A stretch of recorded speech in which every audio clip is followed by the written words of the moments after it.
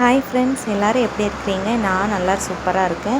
நீங்களுமே God's grace எல்லாருமே நல்லா இருப்பீங்கன்னு சொல்லிட்டு நம்புகிறேன்.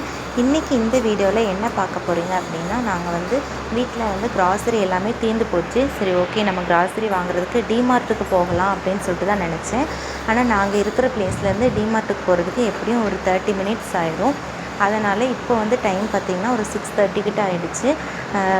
சரி, ஓகே, வேண்டாம், ரொம்ப லேட் ஆகிடுச்சு, இனிமேல் அங்கே போயிட்டு வரணும்னா லேட் ஆயிரும் அப்படின்னு சொல்லிட்டு வேண்டாம், பக்கத்தில் நம்ம சரணா ஸ்டோருக்கு போய்க்கலாம் அப்படின்னு சொல்லிட்டு தான் நாங்கள் சரணா ஸ்டோருக்கு போகிறதுக்கு ஒரு 5 மினிட்ஸ் தான் ஆகும். நாங்கள் இருக்கிற பிளேஸ்லேருந்து போகிறதுக்கு 5 மினிட்ஸ் தான் ஆகும். அதனால் நம்ம சரணா ஸ்டோருக்கே போகலாம் அப்படின்னு சொல்லிட்டு தான் கிளம்பிட்டோம். இப்போ நாங்கள் சரணா ஸ்டோருக்கு போயிட்டோம்.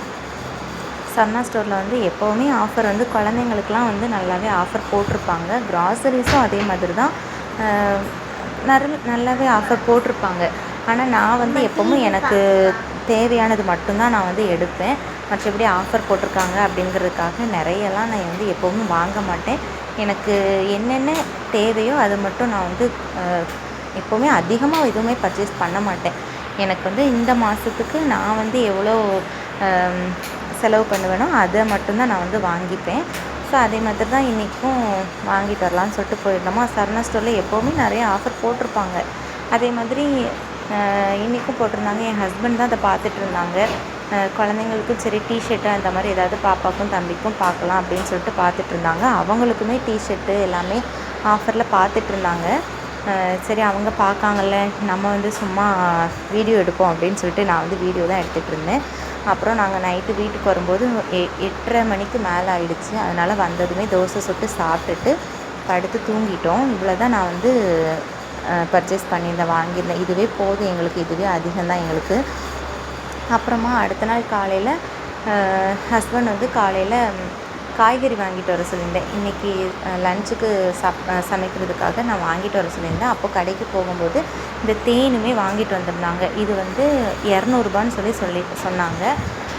200 எப்படி தேன் கொடுத்தாங்க அப்படின்னு சொல்லிட்டு கேட்டேன். அப்போ தான் கடையில் நிற்கும்போது காய்கறி வாங்கிட்டு இருந்தாங்களாம். அப்போது ஒரு 2 பேர் தேன் வேணுமா, நாங்கள் இப்போ தான் மரத்துலேருந்து எடுத்துகிட்டு வர்றோம் அப்படின்னு சொல்லிட்டு சொன்னாங்களாம். அப்போ 2 பேர் கேட்டாங்களாம், இந்த மாதிரி நாங்கள் இப்போ தான் தேன் மரத்துலேருந்து எடுத்துகிட்டு வர்றோம், உங்களுக்கு வேணுமா அப்படின்னு சொல்லிட்டு கேட்டாங்களாம். 600 சொல்லி சொன்னாங்களாம். அப்போ வேண்டாம் அப்படின்னு சொல்லியிருக்காங்க. அதுக்கப்புறம் சரி, 600 எப்படி கொடுப்பாங்க அப்படின்னு சொல்லிட்டு கேட்டிருக்காங்க. அப்போ இது வளர்ப்பு தேனீலேருந்து எடுத்துகிட்டு வந்த தேன் அப்படின்னு சொன்னாங்களாம். 600 வேண்டாம், என்கிட்ட 200 தான் இருக்குது, 200 வேணால் தாங்க அப்படின்னு சொன்னதுனால ஓகே, 200 கொடுத்துருக்காங்க. அப்போ என்கிட்ட ஃபோன் பண்ணி சொன்னாங்க, இந்த மாதிரி 200 நான் தேன் வாங்கியிருக்கேன் அப்படின்னு சொல்லிட்டு. 200 எப்படி தேன் கொடுப்பாங்க? அப்போ அது ஒரிஜினலாக இருக்காது, அது வேண்டாம் அப்படின்னு சொல்லி நான் சொன்னேன். அப்புறம் நான் வாங்கிட்டேன்ல, கொண்டுட்டு வரேன் அப்படின்னு சொல்லி சொன்னாங்க. அப்புறம் நானும் யூடியூப்பில் சரி, ஒரிஜினல் தேன் எப்படி கண்டுபிடிக்கணும் அப்படின்னு சொல்லிட்டு யூடியூப்பில் சர்ச் பண்ணி பார்த்தேன். அப்போ தான் இந்த மாதிரி பாத்திரத்தில் கொஞ்சமாக தண்ணி விட்டு அதில் தேன் ஊற்றிட்டு மிக்ஸ் பண்ணோம்னா ஒரிஜினல் தேன் கரையாதாமா. இதே மிக்சடான தேன்னா கரைஞ்சிரும் அப்படிங்கிற மாதிரி பார்த்தேன். சரி, நானும் ட்ரை பண்ணலான்னு சொல்லிட்டு அதே மாதிரி பண்ணினேன். எனக்கு ஃபுல்லாகவே கரைஞ்சிடுச்சு. இது ஒரிஜினலாக என்னன்னு சொல்லி எனக்கு தெரியல. உங்களுக்கு சாரி, ஒரிஜினல் தேன் எப்படி கண்டுபிடிக்கணும்னு உங்களுக்கு தெரிஞ்சால் நீங்கள் கீழே கமெண்ட்டை எனக்கு சொல்லுங்கள். பிள்ளைங்க விளையாண்டுட்டு இருக்காங்க. நானுமே ஓகே, லன்ச்சு ப்ரிப்பேர் பண்ணிடலாம் அப்படின்னு சொல்லிட்டு காலையிலே எனக்கு சாதமும் வெண்டைக்காய் புளிக்குழம்பு தான் வச்சேன். அப்புறமா எனக்கு அந்த கருப்பு உளுந்தில் உருண்டை பண்ணி சாப்பிடணுன்னு ரொம்ப ஆசை. அதனாலேயே நான் நேற்று சரணா ஸ்டோர் போகும்போது இந்த கருப்பு உருண்டையும் கருப்பு உளுந்தும் நிலக்கடலையும் வாங்கிட்டு வந்திருந்தேன். இது ரா நிலக்கடலை தான் வாங்கிட்டு வந்திருக்கேன்.